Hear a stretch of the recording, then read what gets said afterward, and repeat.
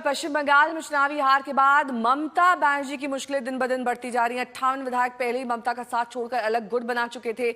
एक दिन पहले सांसदों की बगावत की तस्वीर सामने आ गई। दिल्ली में केंद्रीय मंत्री भूपेंद्र यादव से 14 टीएमसी सांसदों से मुलाकात की और फिर देर शाम सांसदों की बैठक हुई, जिसके बाद लोकसभा में टीएमसी के 28 सांसदों में से 20 ने एनडीए सरकार के समर्थन देने का फैसला किया है। इन सांसदों ने स्पीकर को पत्र लिखकर लोकसभा में बैठने के लिए अलग जगह की व्यवस्था करने की मांग की। वहीं फर्जी हस्ताक्षर मामले में अभिषेक बनर्जी को सीआईडी ने तीसरी बार नोटिस भेज दिया है और आज शाम 5 बजे पूछताछ के लिए बुलाया है। इस बीच बड़ी खबर आपको बता दें, टीएमसी में टूट के बीच काकोली घोष का एक ताजा बयान सामने आया है, जिसमें वो कह रही हैं कि ममता बनर्जी मेरी गाइड है। काकोली घोष ने कहा कि जब ममता बनर्जी सत्ता में नहीं थी तब भी वो उनके साथ थी। I have been with Mamata Banerjee for 40 years. She has been my guide, my mentor and my leader. And I have been with her even in the days when she was not in power. I have contested in 5 elections and lost before 2009. So it is useless to say that just because she is not in power in West Bengal, I have left. It is not that. I was with her when she was not in power.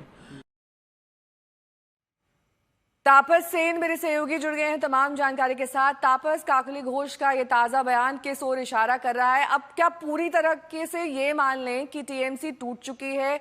कुछ जो सांसद बागी हुए, कुछ विधायक बागी हुए, लेकिन अलग पार्टी की घोषणा किसी ने नहीं की है। वो सभी पार्टी का सिंबल और रेजिग्नेशन तक के लिए सांसद तैयार नहीं हुए। जी देखिए, अगर पश्चिम बंगाल राजनीति की बात की जाए तो ममता बनर्जी एक अहम चेहरा है। उनके साथ एक इमोशनल कनेक्ट लोगों का है, तो इसलिए ये लग रहा है कि सीधे तौर पर जाके अलग पार्टी बनाने की घोषणा कोई किसी भी खेमे से करने की बात इस समय अभी तक नहीं की गई है। लेकिन ये बात तो लगभग तय है कि तृणमूल कांग्रेस पूरी तरीके से टूटने के कगार पर है।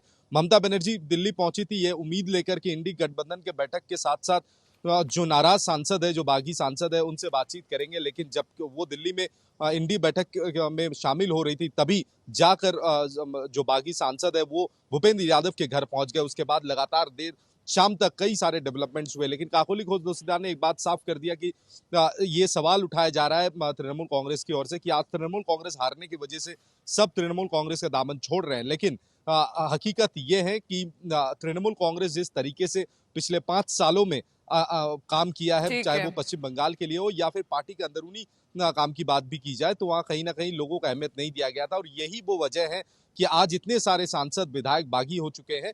अब ये तृणमूल कांग्रेस आगे किस तरह आगे बढ़ेगी ये ममता बनर्जी तय करेंगे, लेकिन ये कहा जा सकता है कि तृणमूल कांग्रेस लगभग टूटने के कगार पर इस समय टीएमसी का भविष्य अंधकार में नजर आ रहा है। इतनी बड़ी हार के बाद चुनाव हारने वाली ममता बनर्जी के हाथ से अब क्या पार्टी भी जाने वाली है? एक बड़ा सवाल।